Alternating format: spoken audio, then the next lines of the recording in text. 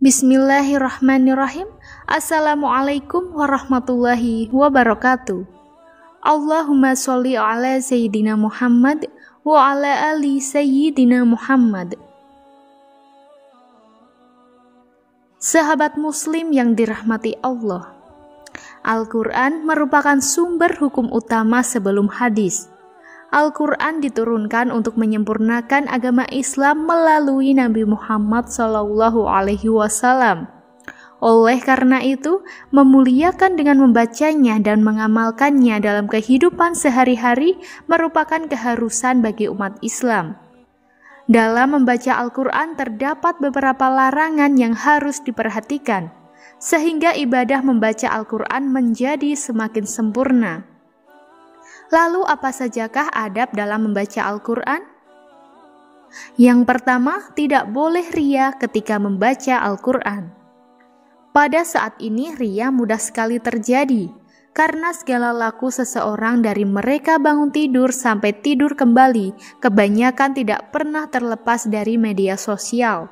Oleh karena itu tidak heran jika beberapa dari kita sering sekali mengunggah setiap kegiatan sehari-hari ke media sosial, tidak lain dalam hal membaca Al-Quran.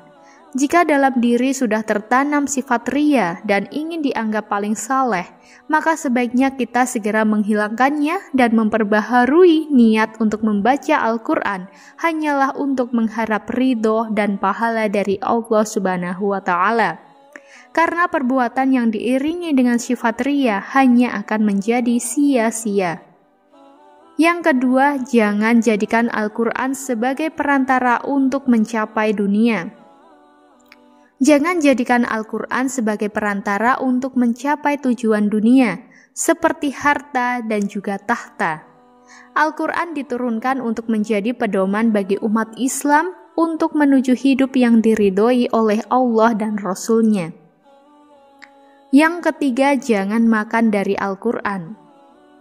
Imam Ibnu Hajar Al-Asqalani menjelaskan dosa-dosa bagi orang yang riya apabila membaca Al-Quran atau mencari makan dengan menggunakan dalil Al-Quran.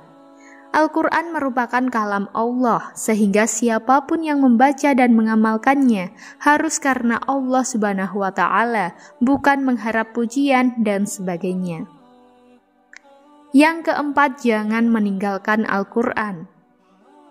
Meninggalkan Al-Quran bukan hanya dengan tidak membacanya, melainkan termasuk tidak mengamalkan makna yang terkandung di dalam Al-Quran dalam kehidupan sehari-hari.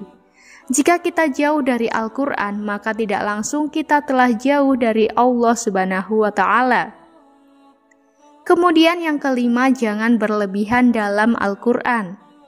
Maksud berlebihan adalah jangan berlebihan dalam membaca Al-Quran. Di dalam Al-Quran disebutkan, sesungguhnya Allah tidak menyukai hal yang berlebihan. Al-Quran Surat Al-A'raf ayat 31.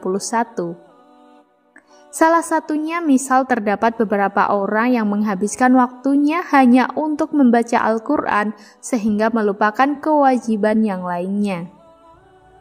Sahabat muslim yang dirahmati Allah, itulah penjelasan mengenai adab dalam membaca Al-Quran.